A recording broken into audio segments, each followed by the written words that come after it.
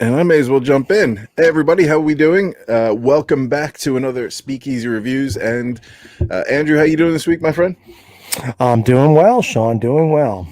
So this week we are revisiting something that it's not new or it's not in the news, but it was something that I wanted to, because it was my turn this week. We were talking about the Brony documentary, and the reason this came to mind was two reasons. One of which we were talking about sort of these little sects of people that find sort of identity within each other, and these communities of people that are sort of shunned and ostracized.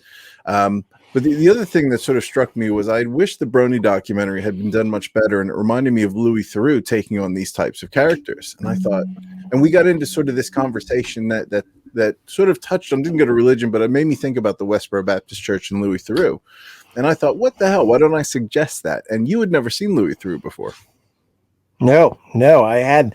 And I'm going to tell you straight up, when you suggested it, I was like, well, okay, I'll do this because I trust your judgment. But it wasn't, and it's your turn, right? Exactly. I wasn't though jumping for joy at the notion, partially because, I mean, we can get into it, but the Westboro Baptist Church, I didn't know much about them going in. I mean, I knew of them. I certainly knew who they were.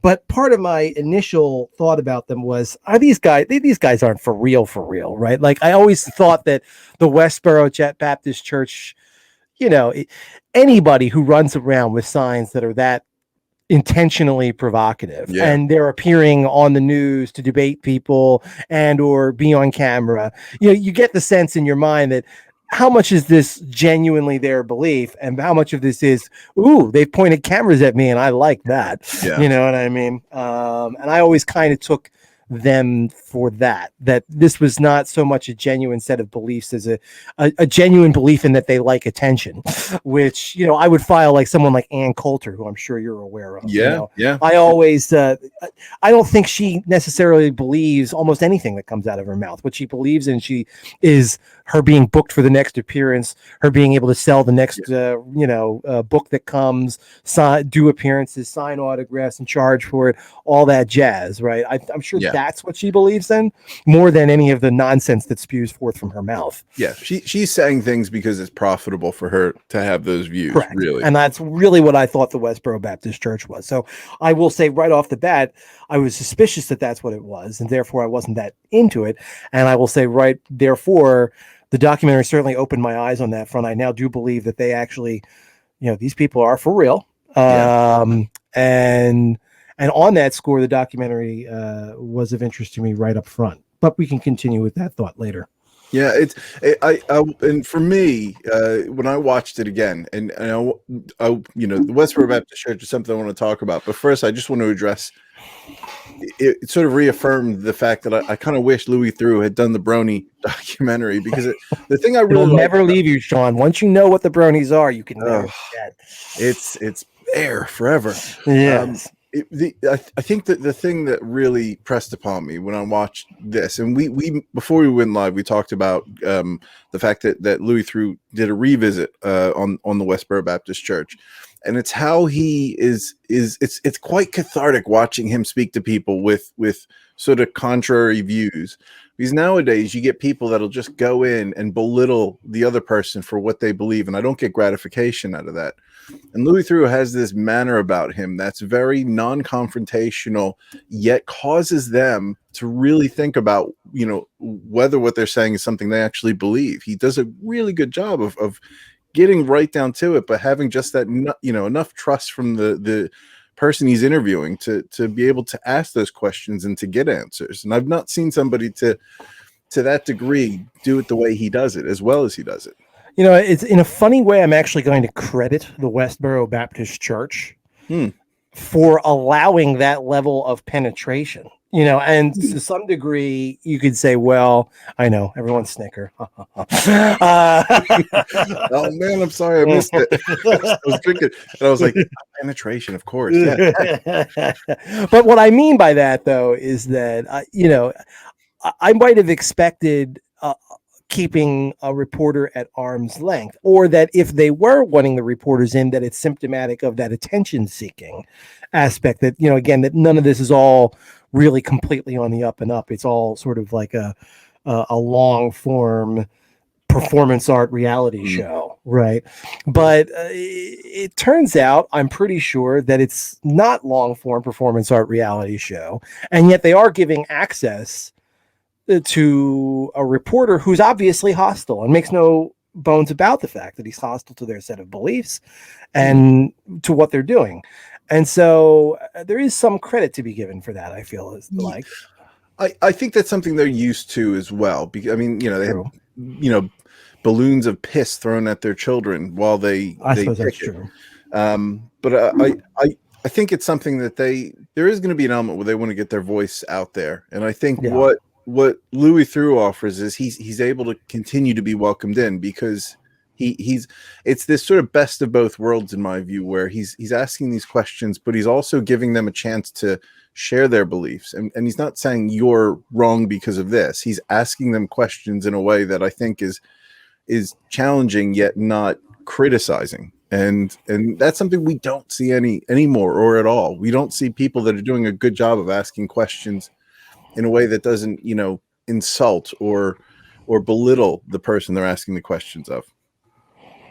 Yeah, I think he does a good job of maintaining a certain level of respect for his subject, even though he, again, is completely upfront about the fact that he obviously is not a believer in the Westboro Baptist Church's philosophy, but more than that, is openly hostile to it. But he doesn't get sucked in, and that was the thing. Like they were trying to rile him up, and that's sort of what. If you watch the Westboro Baptist Church, which just is a good segue for me into sort of how they work and how they are, it's very aggressive and it's very challenging, and they want to, when they want to, I guess, when they want to impart their beliefs on you or get you to question your beliefs, it's very much smoke and mirrors and really just sort of rapid fire, just throwing shit your way and trying to get you to react in a negative way so they can feel like they're getting one up on you. And Louis Theroux, I don't know if I'm explaining that well, but him as the interviewer, he doesn't really get sucked into that. He just sort of stays on the outside and lets them do their song and dance. And then once they kind of calm down, he comes back in.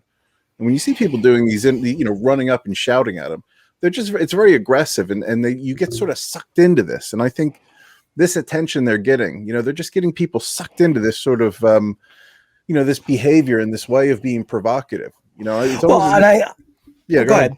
No, I've been sort of rolling on here. Well, what I'm thinking is that, what I said at the outset, that I was expecting to see a group of people whose sincerity I was going to doubt, in the terms of like that again, is this about something that they really believe, or is it that what they really believe is that they love having the world's cameras pointed at them, and so they're just going to say anything and do anything to promulgate that and propagate it and continue it. But I suppose, to contradict that, I said I found them to be in the end sincere, but to contradict that perhaps somewhat, I suppose they're not really mutually exclusive, right? You can honestly believe all these things and also like the attention that it brings you. Well, I think the attention for them is to try to win.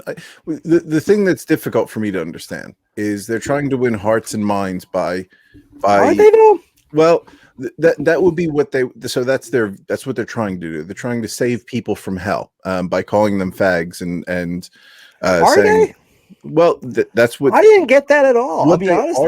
Well, so what do you think? So if you were to ask them, are they trying to just make sure that they go to heaven and everybody else goes to hell? That they think that they're there, that's their moral duty to be witnesses for whatever this, horribly distorted version of Christianity is.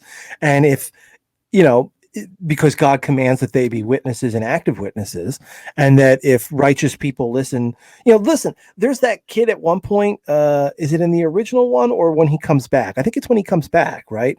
There's that kid from the obviously gay kid from San Francisco, who's sexual, who's thinking about potentially, trying to join the church, and they're keeping him at arm's length. They seem more suspicious of him, frankly, than they do the reporter. I don't think this is about a conversion mission necessarily. I mean, because one of the things I did not know about the Westboro Baptist Church was, I mean, I certainly knew the name Fred Phelps and understood that he was the pastor or whatever. I did not know, because that's the only name I ever really heard associated with it. So I just therefore sort of assumed, when I would see occasionally a report, oh, they're picketing another soldier's funeral or something equally provocative, I would just be like, yeah, and so it goes, right? I didn't really pay much attention.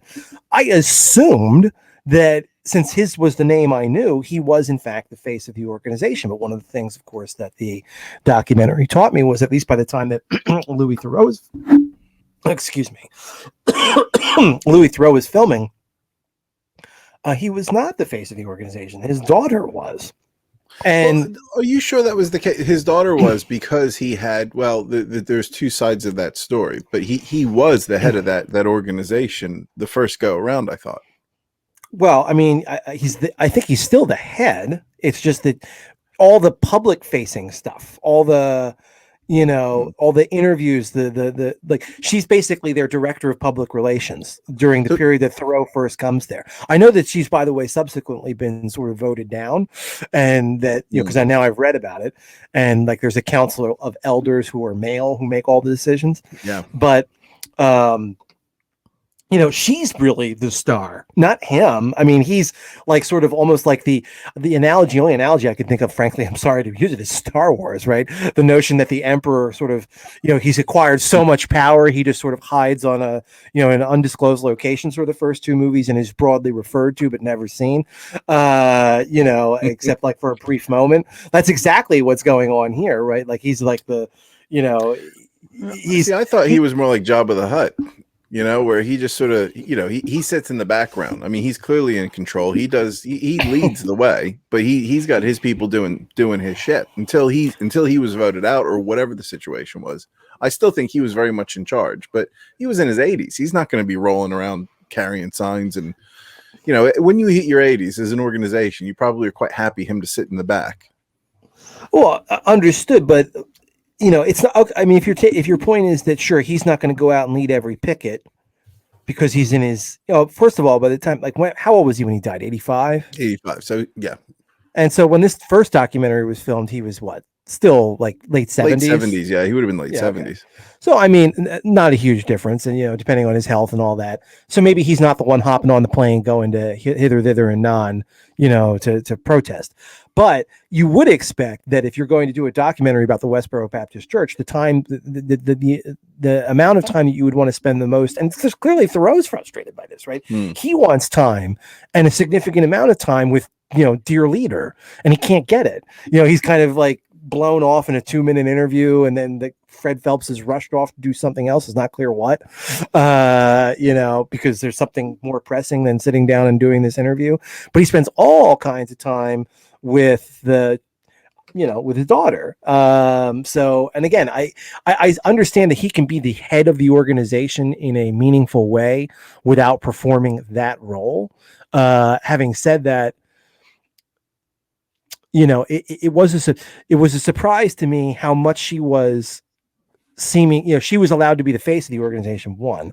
And two, in learning this, what I also learned in the documentary, and this is where this started, is how much this was a family affair. I didn't realize that the Westboro Baptist Church was really, basically a very large family and some of their spouses and or other hangers on. Yeah, I read this whole and you kind of go back to where would I be correct in saying that in your view he wasn't really running the show? They were keeping him at an arm's length because that was the case, and really it was the daughter that was pulling the strings, and of course he is working in step with his daughter, but he's not the one who's in charge. Would I be correct in saying that's your view?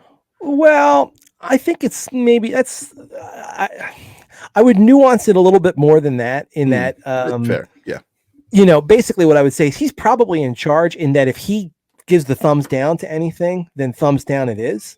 You know what I mean? Or if he orders that we're doing this, then that is what they're doing. But that, in terms of actually running day-to-day operations, it seemed pretty clear that she was the one. He might give the broad, which is a very common, organizational strategy, by the way, that the person who's the nominal CEO or president or whatever and what have you, isn't going to get involved in the details or the actual work and mechanisms of making this or that directive happen. They issue the directives and then expect their lieutenants to carry them out. And that's what I was seeing. I saw it a little bit differently. I thought the original documentary, when he was really sort of being cagey and not really giving Louis Theroux time for interviews, I thought he was the most intelligent about protecting the organization, because I think he knew that Louis Theroux, if he got into a back and forth with Louis Theroux, it was not going to be productive for the church. Well, do you actually believe, though, that Louis Theroux was allowed to if this organization is what it appears to be, and if Fred Phelps is the head of what seems to be some kind of very strange and authoritarian cult, that Louis Theroux is allowed to hang around and be in and out of the family compound the way he is without Fred Phelps' approval? Like, if at any point Fred Phelps thinks this guy could be potentially damaging to what we're doing here, he needs to go. Don't you think he's gone within 30 seconds? No, I think he's representing a narrative, that he's in charge, and he's calling the shots with this interview, and that was sort of how I read that. I think he understood that there was, and I do agree. I think that he's not pretty much calling all the shots. I think it is a family affair. I think there's multiple leadership points there, but I think at the end of the day, if I were to, compare how they were dealing with those interviews, he was the one that seemed to control the conversation more than anybody else. Whereas I felt like Louis Theroux got to work in his narrative and get his point across, and create the product he wanted more so with the other people. And I thought that was quite intentional. I do agree. I mean, if your point is that Phelps seems more adept at controlling the narrative. Yeah.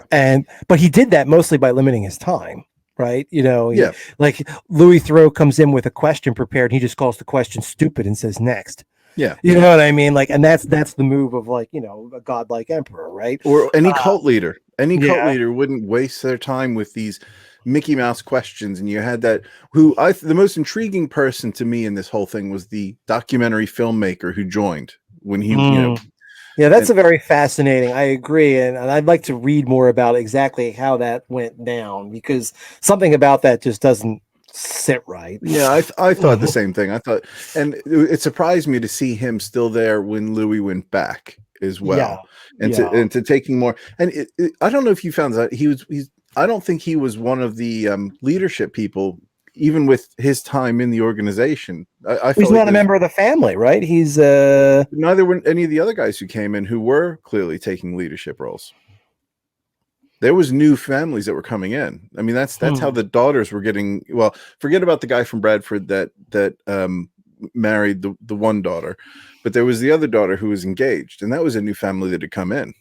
They're not inbreeding over there. Okay. Well, I don't think he was in a position of leadership. I think he was close with the daughter, who what's her name? Was it Sheila? I can't remember. But the mother, the person who took the main role in the first one, who seemed quite frail in the second one. I kind of felt like they kind of had an alliance, and they were sort of separating from the church, and this new leadership group of men were sort of taking over and controlling this church in the direction they were going. Yeah, I see what you're saying there. I'm not really making a great point, to be fair. My observations were. I mean, the thing is somewhat inscrutable, right? I mean, we're trying to judge from 10 years. We're judging backwards through time on the basis of a heavily edited documentary. Who's in charge and what the internal politics are? Church. I mean, first of all, I will say about the documentary itself and what I learned. I think one thing I said is I didn't realize how much of a family affair this thing was. But the other thing I really learned, like, this is what happens. This is what happens when you form a cult of lawyers. Because I was astonished to see how many of these folks had law degrees. And it really comes across both in their aggressiveness, as you've cited, in terms of the way that they, when they get on a roll and they start just pounding their opinions. Cross-examination is what it is. Yeah, they cross-examine, they press a case that almost starts to sound somewhat logical, like if you just listen to it in its own vacuum. You know what I mean? I saw just on that really quick. Sorry to interrupt. I saw. So we talk about the main sort of matriarch of the family in the first Louis Theroux series. Shirley. Yes, thank you. She isn't she's got a sister who's a lawyer, and her sister is the one who's really good at selling her narrative. I saw an interview with her on the BBC, going sort of down these YouTube rabbit holes, and she represents, compared to Shirley, she is comparably better at selling the Westboro Baptist Church to anybody who might be somewhat inclined in. Oh, sorry. Go ahead. No, I was going to say somewhat inclined into sort of their point of view, their philosophy. She does a very good job of disassociating the family from the negative and bringing it back to sort of this religious, I guess, right of this belief they have. Interesting. I haven't seen any of her. I'll have to check her out. I was wondering if she was the mother of I guess the most famous of the defectees, Megan Phelps-Roper. She's the one that he's talking to that when he goes back the second time. Yeah, that's not the lawyer. That she might be a lawyer, but the one that I've seen on TV, I believe, is her sister, and Megan is the daughter of Shirley. She's the one, the most famous defector. Yes. Yeah. Okay. Yeah. She's the one that he went back to see. She was the one that he spent the most time with in the first one, and it's quite interesting to see how she's evolved from the first to the second. And I saw an interview with her, and she's still very much, she has a really interesting view on her family and her parents now. And she doesn't view them as bad people. And she made this really lovely sort of metaphor that everybody's on a journey. And she said, I was a terrible person at one time, and now I'm trying to, be more inclusive. She doesn't believe in God anymore, Megan Phelps Roper. And she was saying that's kind of how she views her mother. They've got detestable views, but she doesn't hate her mother. She still loves her mother, and she sees hers on this same journey, hopefully, of coming out of this. And I thought it was a lovely thing to say, given where she's been, and she's had some abuse as well, physical abuse.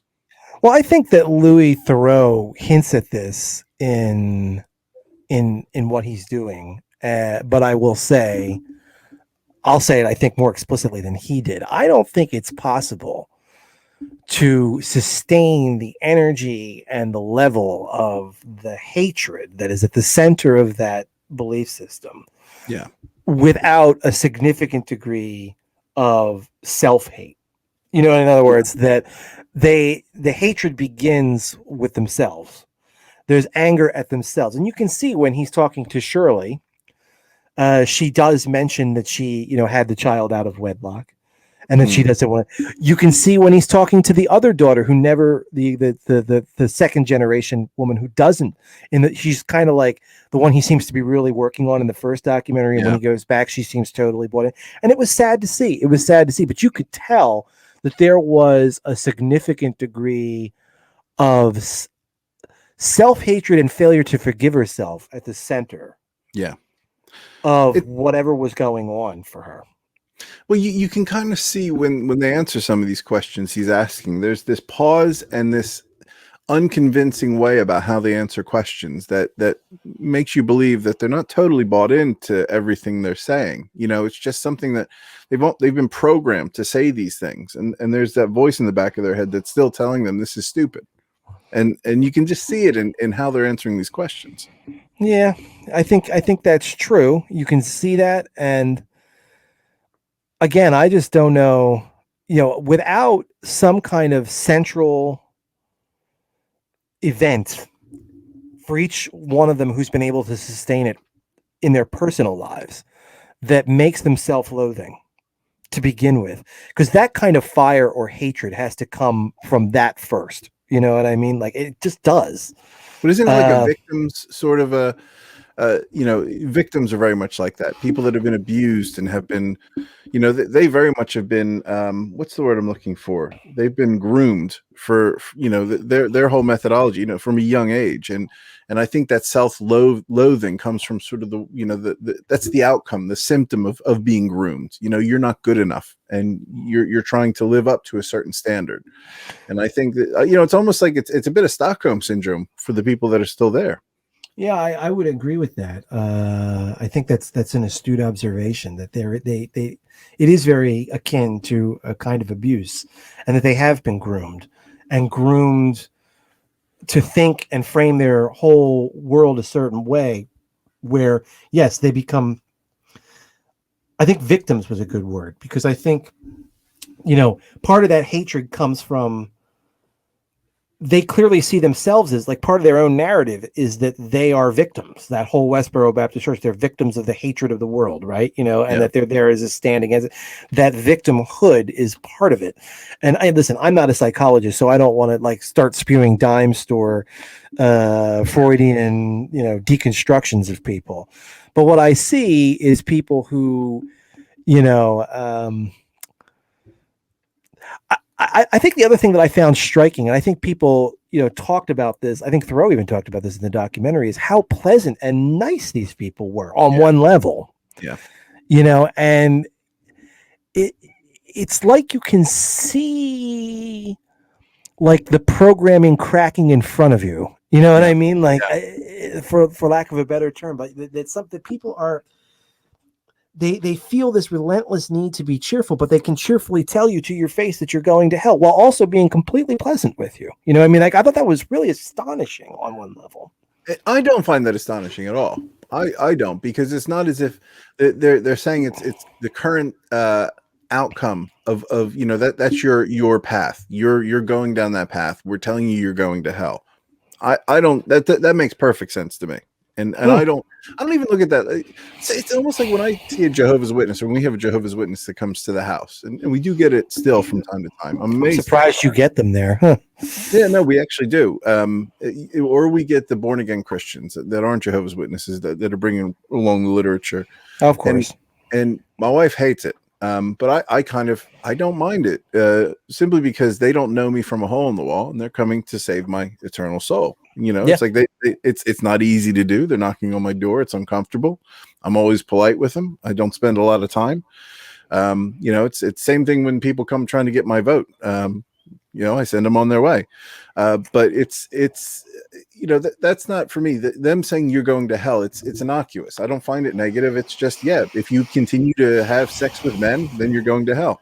That's what I believe. Well, of course, that's what you believe. Do I have to go to hell? Well, no. Stop having sex with guys. Oh, okay, great. Thanks. It's information. I mean, like, I guess I associate, and maybe this is because, not that I am particularly religious at this point, because I'm not, but when I even was, I would have thought of or conceived of someone as going to hell. I guess I never thought of it in terms of like, oh, you don't believe the following 17 points, then I'm sorry, you're going to hell. I always thought of hell as like, the place that you might go, I suppose, if it existed, if you really did the truly depraved, for the rapists, for the murderers, for the Hitlers, and the, people like that. It was not for people who were perfectly pleasant, but who just didn't happen to share my exact set of beliefs. Like, that just seemed like ridiculous, right? But I guess if that is your conception, then so much of the world is going to hell that you can't be that mean to everyone. You know what I mean? And so you're kind of like locked in. I had we have family members who've married in, and I remember this growing up, who were Pentecostal. I forget what they were, but very, very just sort of very strict in their views. And I remember saying, we were talking about going to hell, because they were very much, well, if you do X, Y, and Z, you're going to hell. And Sean, you're going, and they would say to me, Sean, you're going to hell, but you can save yourself. You just have to find Jesus again. And I asked the question, what about indigenous people who, haven't seen a TV or a radio, or, well, there's those people, God will speak to them, and they, and that was very much their belief, that they would still find God. There's God seeking them out through missionaries and this, that, and the other. And it's cute, but it's just, I struggle with the idea, because how arrogant is God, where he's like, you know what? If they're not going to acknowledge me, I'm going to make them suffer in eternity in pain. The least they could do is acknowledge me. It just didn't make any sense to me. I mean, I agree with that, but I would take it a step further. It's how arrogant are they, the people who believe that somehow, listen, I think the mistake that people sometimes make, not mistake, but like, when you're conceiving of this, is that like, okay, what about indigenous people? It's not just that like indigenous people haven't heard of Jesus. It's that they have their own total belief system. Yeah. Like that, and what makes yours better than theirs? On what basis would you say that yours is correct and theirs is not? Because if I asked them, they would say that theirs is correct and yours is not. Yeah. And on what basis would you be able? And that's why before we started recording, I said I think it was this Westboro Baptist Church thing that kind of got me thinking down these lines again. So I was looking at some Why faith, is but your brand? Why is your brand better than? Why is your invisible man in the sky better than my invisible man in the That comes sky? down to, that's what my wife will say. She's we have very different views on religion, because I don't. I sometimes get a bit uptight about atheists acting holier than thou, because I find it quite contradictory. Them belittling religion, and religion I find to be sometimes almost a perfect narrative, because you can't prove or disprove God. And you can talk about science, and you can prove the Big Bang, and you can prove things with physics. You can't disprove God, but you can't prove God. But she struggles with the whole idea that in religion you think you're right about something that is unprovable, that is false. But that's what you've been raised to believe. People want to find that hope and that reason. Death is a scary thing. You want to find identity. Religion makes sense, but that's no different than atheism, in my view. Atheism is essentially a religion for some people. They're trying to find identity and not believing in God. I agree with you about that. Some people take atheism too far, in the sense that, like I know that, and actually, why do I know this? Because of the reason I know many things, unsolved mysteries. Great show. But I remember there was an episode about, and it turned out like it was solved years later. But it was this woman who was aggressive atheist in Texas, I think in the late 70s and early 80s, and she eventually founded like the National Center for Atheism in Austin or something like that. And anyway, she wound up getting kidnapped, and so there was a lot of thought that some Christian apologist who just couldn't stand this, thought righteously, but it turned out it was just some like crooks who figured out. But whatever, But the thing is, it always bothered me that anyone would establish a center for atheism, because atheism is nothing more than the statement, and should not be anything more than the statement. This is not objectively provable, and so I put it in the same category. Like, I'm not an A tooth fairyist. I'm not an whatever Santa Clausist. It's not, I can't sit here and tell you, and I'm not going to waste my time trying to tell you that, I can prove that it doesn't happen. Of course, I mean, anything's possible, and I'm not going to sit here and tell you I know. So I tend to agree with you that there are many atheists who I think are obnoxious. And they get into it's not enough to say, I simply don't believe in God. It's not a belief system for me. So I mean, if I meet somebody for whom it is, have at it, pal. I don't care. The only thing I would say is, and I understand that the people who do get wound up about atheism, and I think correctly so on this narrow score, when people attempt to use their religious faith to justify the control of behavior of people who are not of that faith. So, in other words, like people who want to establish Christian theocracy in the United States, or, the Islamic State that does exist, like in Iran, like having a state that is, tied up with, we're going to do it this way, or Saudi Arabia, we're going to do it this way because the Quran says so. I mean, I have some problems with that. Of course, I don't live in either of those places. And if I were born a Muslim and grew up a Muslim, maybe I would care less about it. Although I suspect that there are plenty of people who, just like there are plenty of people who, were born Christian and ultimately decided, I don't know so much about this. There are plenty of people who probably were born to, Islamic families in those countries and were raised Islamic, and then start to ask themselves questions, but find that in their cases, they're born into countries where they don't have a choice to, if they may not have to go to mosque, but they at the very least have to live their lives according to a certain interpretation of Islamic law, because there are actual real world penalties imposed by a state authority if you don't, and I get that. But that's I mean, religion at one time was sort of not just you have state and then religion. I think religion at one time was more the central. This is where we make laws. This is how we, as a society, decide what's right and wrong. And it's kind of moved on from that because we've moved out and we live in groups of people with many different beliefs and backgrounds. And for me, religion now has evolved to something that's a bit more, I'd say, pure than what it was. And I'm somebody that actually likes there's religions in the world. I find it really interesting to speak to my colleagues and my friends who are Muslim and who are, observing Ramadan right now. I find that fascinating. Going all day without food and drink. It's incredible. But I don't think, religion in itself is a bad thing. Religion is no different than anything else. It's people identifying and joining together for, like minds. Religion to me is no different than going to a book club. It's the same thing. Do I agree with that? I have to think about whether or not I agree with that, because I do think it's a little bit more serious than a book club. It's a bit, okay, yeah.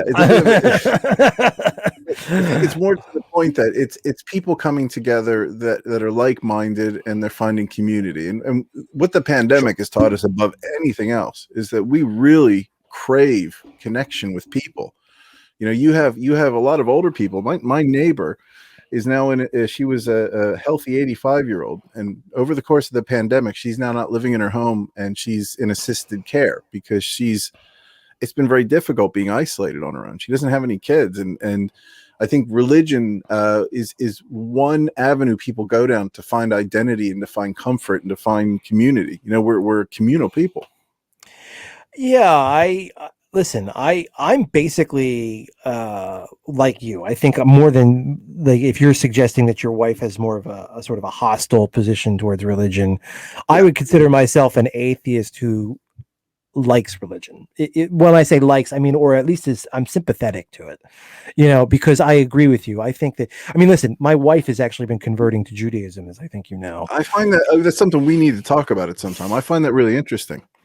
It is interesting. And I will say that Judaism long ago taught me, when I was in college, that to me, what's most admirable about especially Reformed and even, all branches, but like the Reformed notion of Judaism, is that there's this recognition that it is a cultural rather than a necessarily spiritual phenomenon. And what I mean by that is that, if you grow up around people who identify as Jewish and going, to synagogue and to Sunday school and getting bar mitzvahed and doing all of those things, which every religion has its version of these things, right? We grew up Catholic and, going to church on Sundays. And then there's, when you have groups of people, because people tend to marry inside, or at least did, and in many places still do,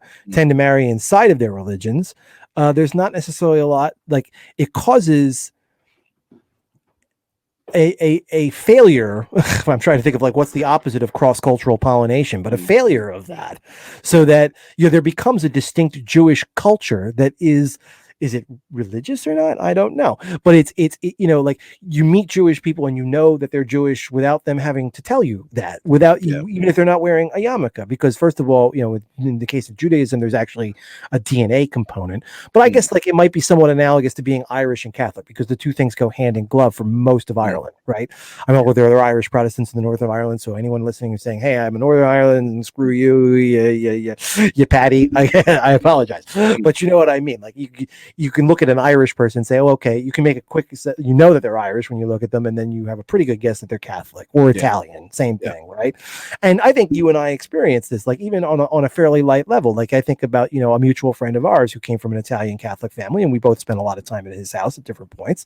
And, there was always, like, pasta around, and it was like a big family affair, and you kind of got the sense. Your family is Irish Catholic, same thing, a lot of bonding over beer and everything else,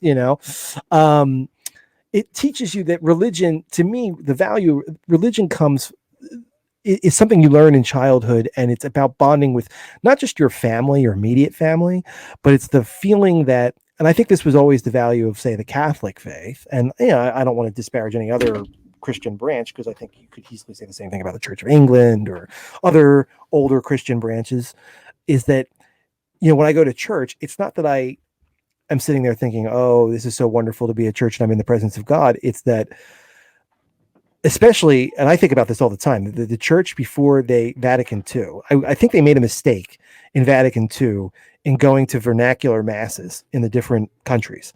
I think they would have been smarter to stick with Latin, and here's why. Because the value of the Latin Mass is that I could think to myself, I could close my eyes, listen to the Mass, and think to myself, I could be any one of my ancestors at any place at any time for the last 2,000 years, and I could go someplace and hear the exact same thing. It is connection across the generations. Hebrew and Judaism has the same, I think, across huge swaths of generation and time effect. And that's why it's such a strong remaining cultural presence. And I think that religion, when people think about Christmas, why is Christmas important? Well, it's about family and togetherness. And it's about the feeling that you're repeating a ritual that is something that, yes, I'm doing it in the present moment. And yes, I'm seeing people that I see every Christmas, but it's that my grandparents did this when they were children with their parents, and et cetera, et cetera, et cetera. It's that feeling of a human connectedness that extends past the extent of any one person's lifetime. That is the value of religion. Yeah, that's well said. Really well said. I haven't really thought about it that way. I think as I've gotten older, I've not really. My whole view on religion is I don't even think about it anymore. It's not something that I think we spend too much time focusing on God and focusing on whether God exists or not focusing on just being a good person. And if you're predisposed to religion, fine. I just find that it's even if you believe in God, why would God even care? If I'm just doing my thing, living like an animal, I'm an animal at the end of the day. Why would he care if I go to mass or not? I just don't understand for me. And if you are so inclined to want to worship, to find that identity, I think it's good. I think it's a lot like maybe yoga or a breathing exercise, going to mass.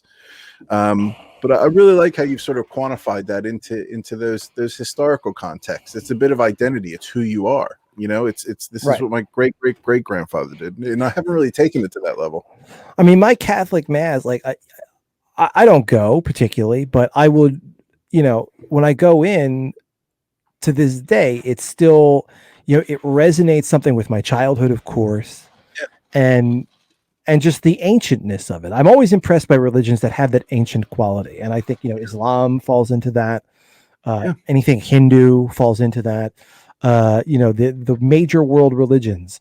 I honestly think that's not that, again, I think you also tend to identify that with that which you grew up, right? So for me, I find very curious, primitive Christians. And, what I mean by that is the Christian sects that really try to strip away anything that looks ostentatious or mysterious or superstitious. Of course, that's the common charge leveled against the Catholic faith. Let's meet in a very simple meeting house because we're trying to get back to like sort of Christ would have lived a very simplistic life in mud huts and things like that, and so we're going to imitate that sort of in the aesthetic of our church of this. To me, that doesn't resonate with me, but I have to confess that's probably because I didn't grow up with it. Had I done so, you know what I mean, I'd probably find that just as deeply and resonatingly emotional as I find certain aspects of Catholic iconography and imagery and things like that.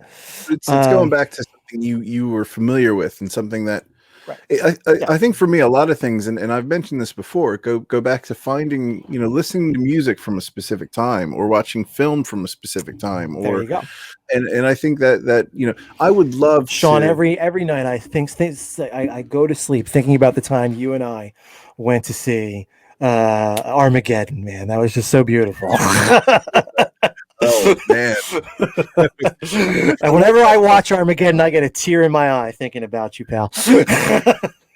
that film, I think, was the last time I liked a bad film. Wow, I hated that movie. I remember getting in trouble with your friend coming home from that because I was railing about how awful it was. No, that wasn't it. It was Saving Private Ryan. You came out of it was because it wasn't Armageddon because that was just like such a silly movie anyway. I think it was Private Ryan, because you didn't like that film when we walked out of that one. No, I didn't like that one either. Still, no, you were. Yeah, it's a very gritty. It's one of the more gritty war films. I'd have to watch it again. I mean, what I remember about Save, it's funny. I just was talking about that film on this message board I participate in. And what I recall about the film and what I didn't like was that the first 20 minutes were awesome. They were excruciating and just an amazing piece of filmmaking. And then after that, I felt it turned extremely pedestrian, like just sort of by the numbers. I care about Tom Hanks because he's Tom Hanks, right? Like I didn't feel invested in the characters at all or the mission particularly. It didn't resonate with me much at all after those first 20 minutes. And that's what I kind of remember being about. So yeah, it's not. I always thought that was the purpose. Not we're not even reviewing that, but that was always the purpose of that film. But it wasn't I don't think we had that with Armageddon. Armageddon, God, that was, man. It's weird. You just sort of you dig in the old brain banks, and you're like you're just dusting off the cobwebs, trying to remember all these things. Well, I didn't mean to derail the whole thing because I think the point you were making is completely valid, which was, well, no, I think I was talking about how. I think a lot of people like us, we think of religion fondly in the same way we think of a real average 90s song that we heard on the radio 100 times.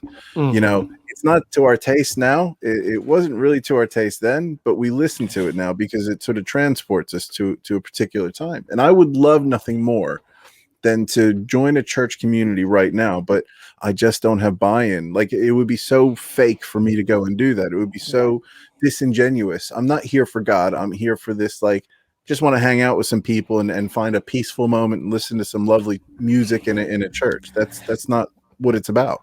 Yeah. I agree. Like, religion's one of those things that I just feel like is beyond me at this point. Like I would be, there's part of me that, even occasionally I get the old pang, and I think, it wouldn't be nice, it's like, because you see people enjoying it, you see people seemingly having community and friends, and do you think it's possible there is a deity as an atheist? I know you're an atheist, but are you? Because I've already given my view, and this is, I don't even care whether I'm an atheist or a Christian or whatever. I don't care. It doesn't matter. Because we know so little about the universe. We know so very little. And I'm not saying there's any proof of God and I believe in God, but I'm just as open to there being a God as there not being a God. But I'm not spending any time investigating that because I got more important things in my life. Well, I mean, I'm an atheist in the sense that if you ask me, do I believe in God? The answer is no.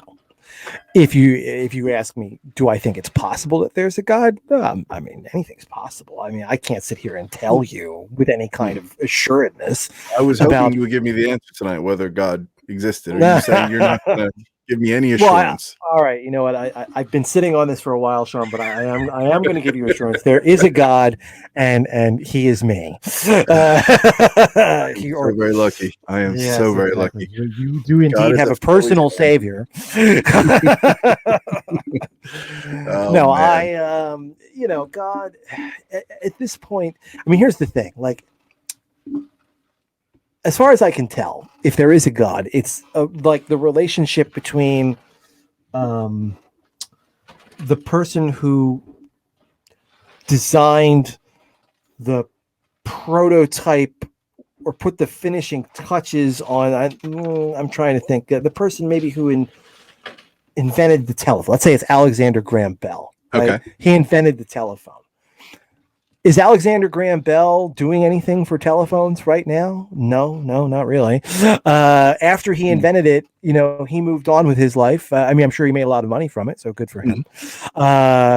Richly rewarding for him. But like, do individual telephones, like, if your telephone broke, did you send it to Alexander Graham Bell and he fixed it for you? Did Alexander Graham Bell come to your house to speak to your telephone when it had a problem? No. I mean, like, I think, like, as far as I can tell, if there is a God, like, maybe he created this universe, but like anybody who makes anything, they make it, they put put it out there, and then they're on to the next thing. And the relationship is tenuous at best after that point. And so, there's proofs that we're living, not that we are, but there's some theoretical physicists who will say it's not impossible that we're living in a simulation. And yes. And when you take it to that degree, then you can extrapolate all sorts of things from there. You can sort of let your mind wander as to what that means. If it's not saying that's a proof of God, it's not, but there's a whole lot of stuff that's connected to that whole theory. I mean, the problem is that the real answer to the questions that everybody's asking is, I don't know. No one knows. That's the answer. And so now you're just giving names to I don't know. Is the name God? Is the name multiverse? Is the name simulation? Is the name Big Bang Plus somehow? Is it the ever expand, like the universe that's sort of like a rubber band that just continually extracts it? Can I jump in? Because there's one, I think you'll appreciate this. Because I don't know what you think about this film. I think it's quite a good film, actually. The film Men in Black, the way that film ended, I thought it really. I remember that all the time. And that is such a really clever play on perspective, as far as how we appear to, let's say, microbial life, and are we I just thought it was an interesting the way they finished that film. Perspective is everything. We have no idea what our place in the universe is, or how big the universe could be, the size of a thumbnail on another planet somewhere else. Yeah. I mean, the one thing I think about all the time is, like, do we have a telescope big enough to tell us whether or not this solar system is in fact an atom in a much larger structure that we cannot tell what it is? Another thing I think about all the time, bees have a completely different consciousness paradigm than do we, in that they have the hive mind, right? That there is a consciousness, but it's like a body that has, imagine if your body could separate from itself, and like my right finger went over there and my left finger went over here and my foot was, back upstairs, and they could be sent out from a central location, and the communication, like, the elements of your body are not physically connected to one another, that they have this capability of independent motion, but it is controlled kind of like an Independence Day from the mothership, right? Maybe that's what this is somehow. Maybe, we're all, I don't know. No one knows. I mean, you can speculate anything you want. And so when I say I'm an atheist, I guess what I'm saying is that and this is because I've been watching Christopher Hitchens lately, I'm going to frame it the way he says. No evidence has been presented to me, or seems likely to be presented to me, that will make the case compelling. That the only answer is that there is a God. I think one mistake that people, you hear the designer thing, right? If you found a watch clearly made. Yeah. Right. Well, I mean, there's a couple problems with that, but not the least of which is, once you understand the size of the universe, you can look at all this and go, oh my God, isn't this astounding? Isn't this amazing? Somebody must have been behind this. But it's like, if you think about the lottery, right? The Powerball, the one that's got 1 in 365 million odds, right? Yeah. From the global view, your chances of winning that are zilch. Yeah. You don't have any chance of winning that. But to the one person who does, it must seem like it was made for them. Yeah. You know what I mean? They'll have their story of destiny. I find that even I'm going to go on another tangent here. Even odds, you look at odds, it's weird, because if somebody wins £1 million or $1 million every month, at least, on the lottery in the US, in the UK, actually, they do a millionaire raffle with every lottery. So you have your lotto winnings, and then you have the raffle. So somebody every night wins, twice a week wins £1 million. And if planes fell out of the sky as often as people won the lottery, I would be very hard pressed to be comfortable flying. Yet the odds are astronomical. That's a very interesting way of looking at it. Wow. It's to the point that I have to ask, is it more likely that you will actually win the lottery, because planes, man, they've gotten real good with planes. I mean, like basically accidents on major airlines in first world countries are unheard of. So I think in the UK, it's something like 300 million to 1 that you're going to win. Is it that much? No, it's not that. But I mean, there's only 65 million people in the country, right? What are the odds? We're gonna have to tackle that at some point. But yeah, even if let's say it's. Do you think the odds are going to be greater to crash in a plane or to win the lottery? I at this point, the odds since 9/11 of crashing on a major American commercial flight are effectively zero. But of course, so are the lottery. But I mean, I think it's like, I can't tell you when the last time was that United States, a major, Delta. So like if you I'm not saying like, if you fly on some single engine thing, like that's why it's one thing, is like how many celebrities you can think of died in a plane crash. It's really kind of a surprising amount, because how many people do you know who could have died in a plane crash? The answer is zero, right? You don't know anybody who died in a plane crash. I certainly don't. Yeah, I think that's more a test. It will attribute to the fact that they're going to get media, and it's going to be more. That's what I used to think, but I think the other piece of it is that celebrities tend to fly in planes that are more susceptible to crash, because they're flying in single engine or twin engine, private planes that are smaller, et cetera, et cetera, et cetera. I do think that you're right. The media attention is part of it. But the reality is, like, I mean, just going to that plane crash question, like, it simply does not happen in the United States. So at this point, it would not surprise me that if all you did, I mean, you'd have to play not just one lottery, but every lottery. You know what I mean? Like if you played every lottery that was available to you every day, and then you'd have to understand that, what are we defining as the lottery? Well, are we defining the one that, So here I've got some numbers here, and I didn't know about this before. So before I go into the plane crash, you are more likely to survive a plane crash than not. Yes, that's a fact. So if you're in a plane crash, you are more likely to live than die. So there's more accidents, because that's when we talk about plane crash, we talk about on landing. We're not talking about just like 40,000 feet nosedive and then you're more likely to live. I'm talking about every plane crash. More people have survived plane crashes than have died. That seems to me like a semantic thing, because what are we like? If you're defining, for example, well, the first time I went to England, I actually landed in Wales because there was snow, and it never snows, we were told, in England, and of course it snowed when we were coming in, and so our plane circled Heathrow for a while before being told can't land here, or no, was it Gatwick, whichever, it doesn't matter. They said, and we were like, the pilot basically came over and was like, well, we're about to run out of fuel, so we're going to go fly and land in Wales now. All right, so we go to Wales. Cardiff is where we landed. Yeah. And when we got out of the plane, they had to bring one of those staircases out to us because this airport was so small. But also, we were in a field.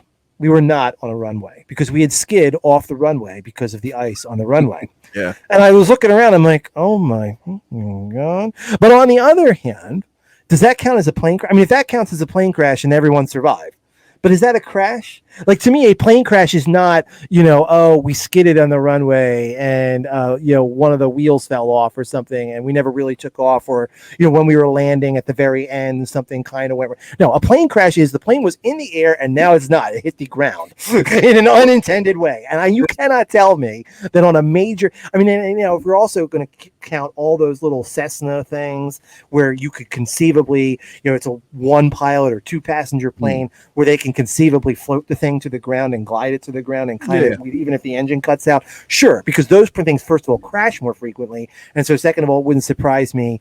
They don't have as much speed to begin with. Wouldn't surprise me if your survival rate on that was like above zero. But if you're to me, a plane crash is I get on a commercial airline, that thing, if its engine's cut out and it falls out of the sky, that guy who landed that plane in the middle of the Hudson River and outside Manhattan, that was a as close to an actual living miracle as I have ever will see, right? And most of those things, they hit the ground, everybody on board is dead on impact. So I think, and I think you're right. I think it is a semantic point. I think that the greater point is planes are so safe that there's very few instances, even when they crash, you can usually crash in a manner that's safe. You can find a place to land if even if your landing gear isn't working. So I think when you take would it be, and I don't know what would be classified as an accident. I think whenever the plane is damaged, you are more likely to survive than not.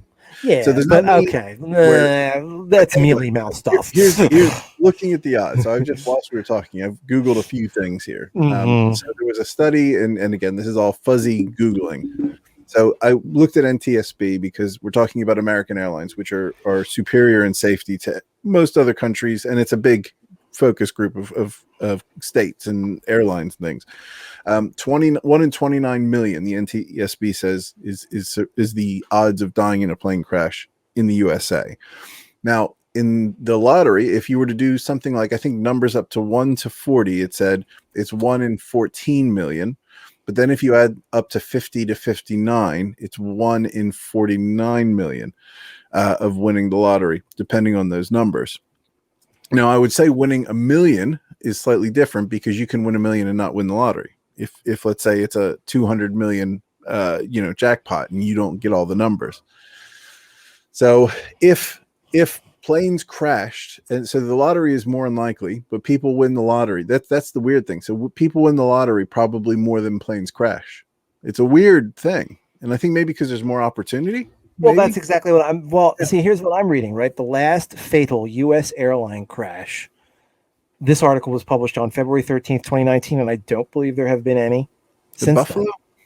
Yes, that's right. It was in 2009. Yes, it was. I watch Air Crash Investigation. I watch it. I know my. Yeah, it was an icing event too, wasn't it? So the wings didn't de-ice, or they didn't de-ice or something, or they flew to. I forget what it was, but they had ice on their wings and crashed. And it was a small plane. It was like a turboprop of some sort. Yeah, well, that could be. I didn't read the whole article here, but see, I watched something recently about flight safety, and that was the point that they were making, that nobody could have believed it after 9/11 because of the terror of that. There was all the safety things put in, but also airlines really took a look at, like, because they went through a run of, in the late 90s, there were a bunch of plane crashes. So they started taking a look at, like, how can they really reduce, like, the expected failure rate at one time was 1 out of every 400 or 500 flights, or it was like, kind of high. Yeah. Or I think it was like, I'm trying to remember, I think it was like 1 domestic flight every 4 or 5 days at one point, and that was considered pretty good. Yeah. Now it's like basically never is the answer. The answer is never. And like the thing I was watching was basically nobody could have anticipated that they could have done that. But the point is that they have. And if the answer really is, and I'm sure eventually over enough instances, you're going to get another one. I mean, eventually it will happen. But for right now, the odds are effectively, and have been since February 12th, 2009, 0. Because it hasn't happened in 12 years.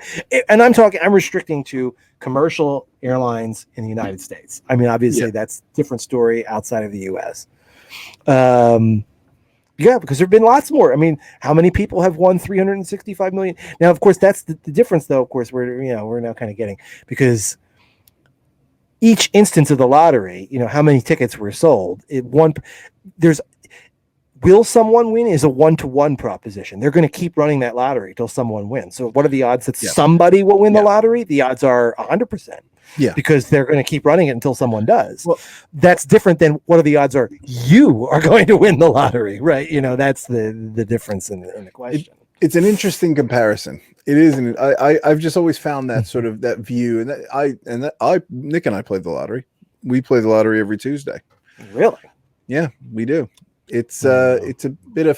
So we play. So we have a bit of strategy behind this. So we don't expect to win.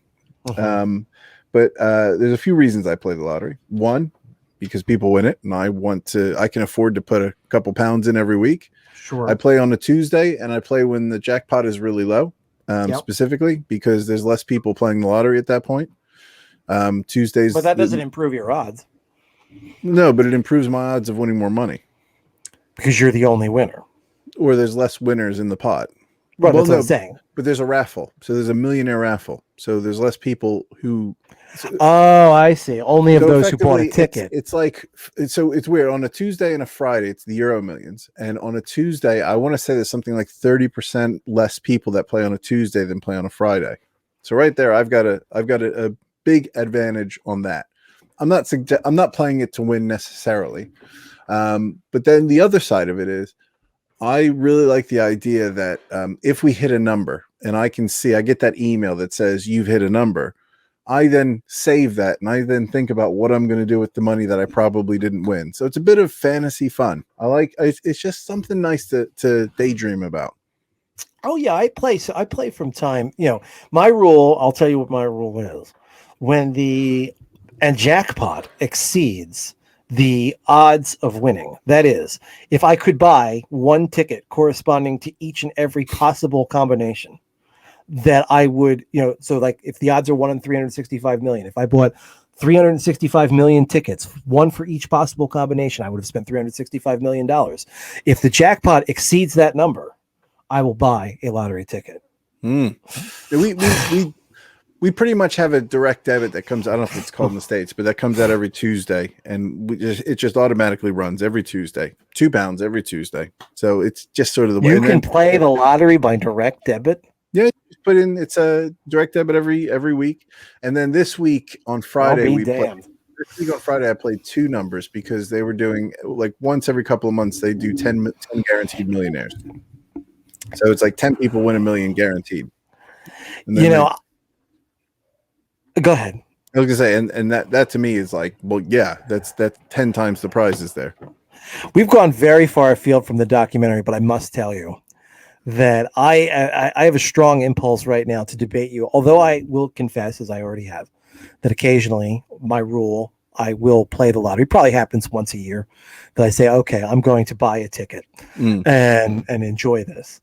I actually, in fact, think that the lottery, as run by the state,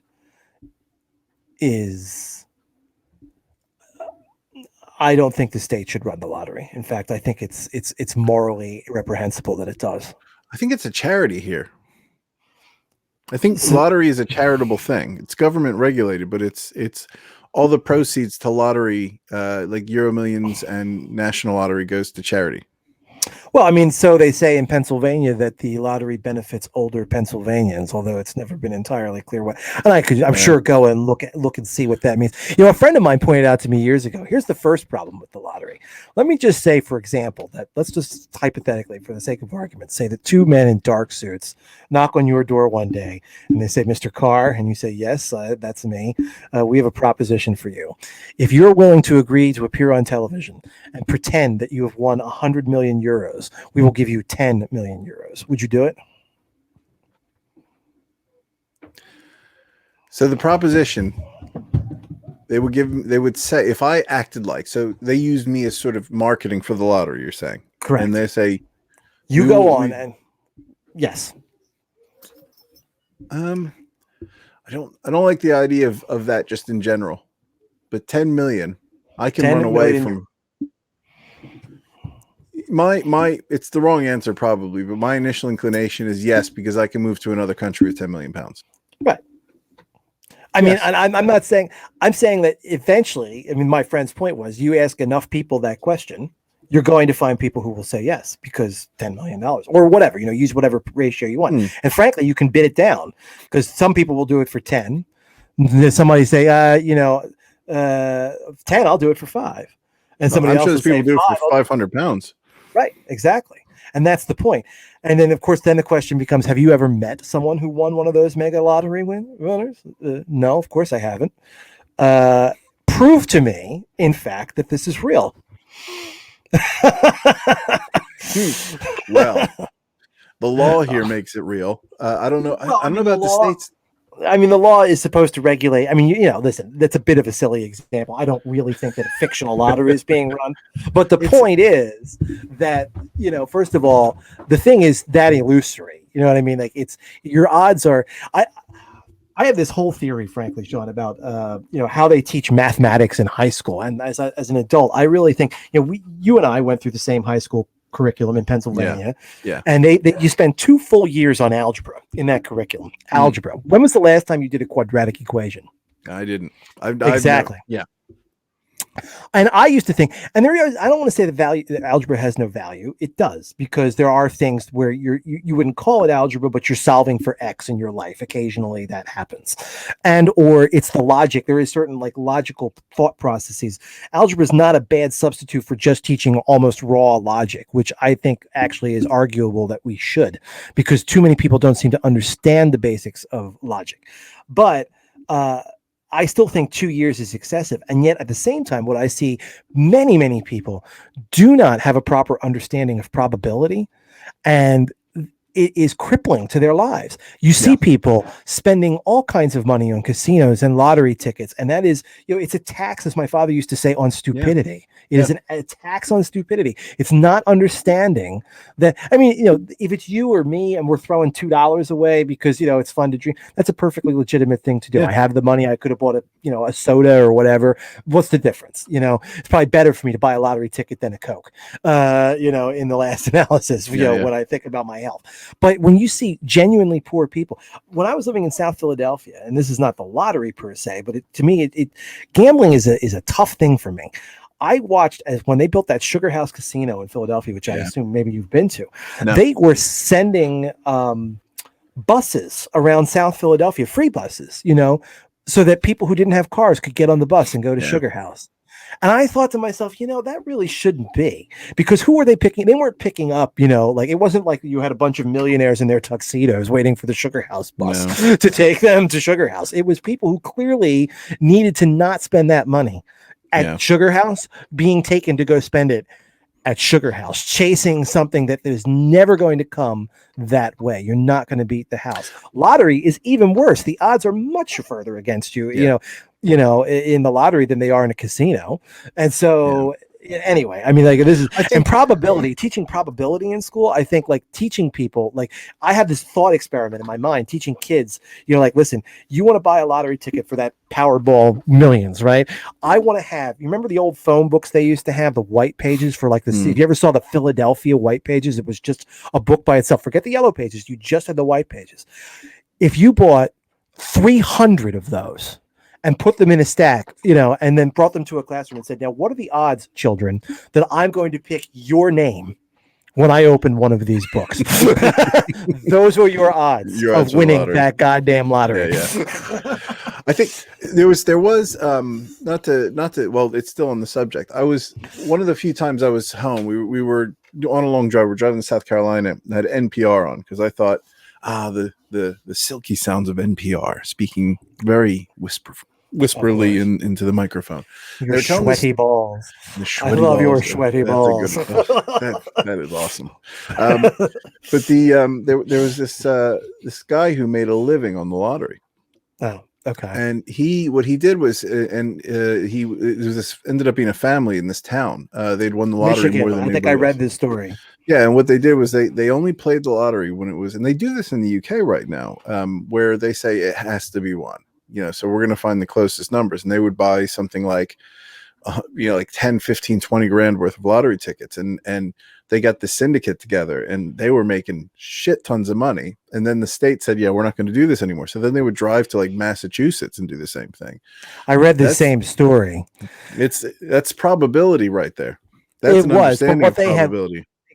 They had worked out. It wasn't so much that they said that somebody has to win. It was part of the game, but the game itself was structured incorrectly. Well, no, that's the whole point. They could predict the game. Yeah. So, no, but it's not that they could predict it. They couldn't. What happens is when you get to that stage, and this is what they do here, you don't need to have as many numbers to win.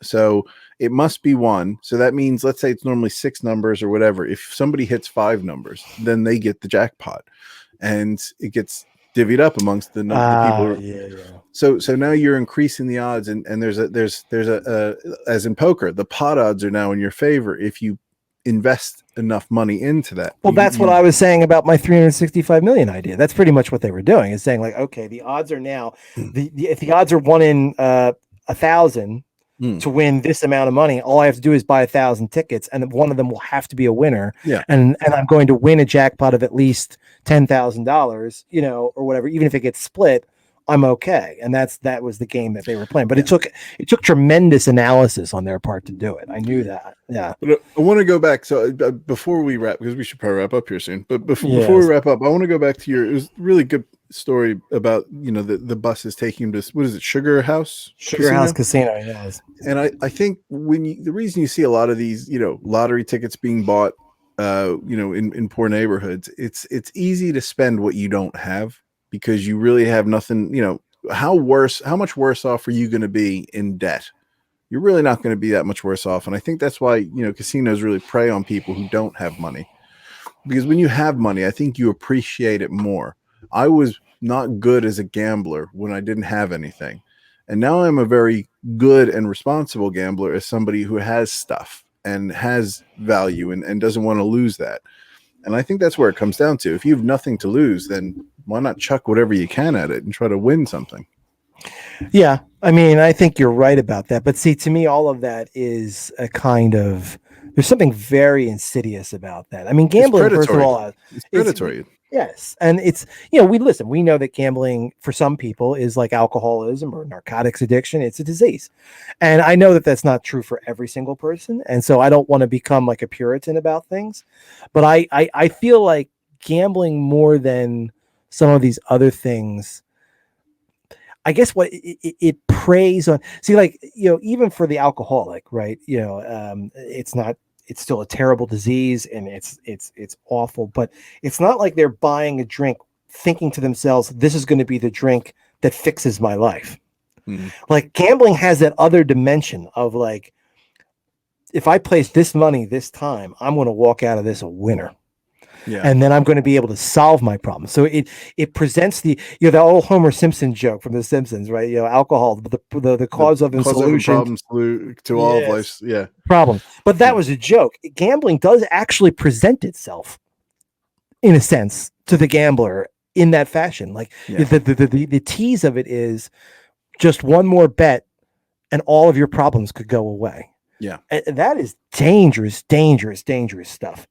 And for the state, instead of just upfront taxing the people who have the money in a responsible way to take care of the needs that the state has, because they're afraid of taxes are unpopular, but a voluntary tax like gambling, because you don't have to gamble, well, that's fine. Yeah. Well, okay, but then who goes and does most of the gambling? The very people who these charities are supposed to help. Yeah. That is, it's man. Ooh, what that has to do with the Westboro Baptist Church, I'm not sure. I think as is all of our shows, we started on the topic and we just let it go. And I wasn't really struggling early doors, and I think we kind of got back on track here, which was nice. I might be chopping out some of this episode. What? So we got to see where we go from here. Well, I think we have to give a review to we still have to give a score. The documentary. Yeah. I would be I suggested this because I was a fan and I wanted to share Louis Theroux with you and discuss that, which we've kind of gone off on a tangent. But I'm obviously biased. I give it an 8.5. Oh, it was an excellent documentary. I would highly recommend it to anyone. So I would be right there with you. In fact, would I even go higher than an 8.5? On the initial one, I would. I don't know that the return one, as interesting as it sort of was, it also kind of it wasn't as compelling, and it was a bit cringy at times. Yeah, but the cringiness really came from them more than him. Yeah. But having said that, I don't know. I'd have to go back and look at them both. But my feeling is that he got his point across with the first one, and the second one seemed gratuitous in certain ways. Well, the second one, I thought he did more to get a point across. And he's like, okay, so the second one, he was scoring points. Yes. And that's what I mean by gratuitous. Yeah. But I do think it was kind of cathartic for me when he was standing, not the first time he was the second time he was at the picket with the girl who was engaged. It was the first time he was there, and he was questioning about the pastor who passed away, and how he was really just the points he was making. I really enjoyed that piece, and that was probably the one bit that I liked the best. It was how he was being a bit more forward with getting his point across, and it was a bit bit nice, but outside of that, I think the rest was a bit sort of samey. Yeah, no, the second one wasn't quite as good, but the first one I would give a 9 even out of 10 to. I think he did present a pretty sensitive portrait of people who frankly they certainly don't engage anyone's sympathies. I mean, they're not trying to. One hopes that God, that's what I actually kind of found. I came in, as I said, and I think this is maybe a nice place to sort of come full circle on this. I came into it thinking these Westboro Baptist Church people, they're not really for real. They're, it's a bit of performance art. They're not truly sincere, They whatever. are for real. But at the end, I was thinking to myself, God, you got to hope that they're for real, that the thought that they would elect this lifestyle and everything that's around them as some kind of ironic, attempt for attention grab is depressing. So I give a lot of credit to the filmmaker for that. He did an excellent job. I'll be curious to see. I may track down other things that he did. So I would say 9 out of 10 on the documentary. The ones I'd recommend are the ones where he follows alcoholics around. It's compelling. He does one where he follows prostitutes. He goes into prison. There's some other ones. There's one where he follows children who are allowed to be the other sex, transsexual children, and parents who are I guess I don't know what to say, but there's a lot that are really interesting in there. And he does professional wrestling, follows somebody trying to get into professional wrestling, and I think there's a really good one with somebody who's in the Klan, and his take on racism was incrediable. But anyway, we got to figure out what we're doing next week, and it's your turn. So the world is your oyster. Big plans. Yeah. Well, I wish I had something direct to announce here. I do not. I haven't. I think we need to. You need to think on it. Yeah, I need to think. We need a powwow. So I guess for this week we can sign off. Well, that's a good point. To everybody who stuck around, please, if you've stuck around this long, God bless you. And I think we need to get a subscribe from somebody. We still haven't had our first subscriber, but I think we just got to keep hammering. I'm just enjoying it too much. But if we will be looking to go live at some point, potentially, we're still in discussion with a few. I'm sorry. I just had a thought of what I was thinking of something to do, but I shouldn't have interrupted. Please. No, that's okay. Well, let's say, do you want to raise it here? Do we want to wrap up? What do you think? Well, let's wrap up. I apologize. I'm sorry, my brain. I apologize for interrupting everyone. It reminded me of that scene from Dumb and Dumber where Lloyd is like, he's sitting there, he's like, wait a minute. Yeah, I got an idea. That's right. So, thank you everybody for joining up, and please like and subscribe. And next week, well, let's see what we're going to be talking about. Have a good one. Take care. Bye-bye. Bye all.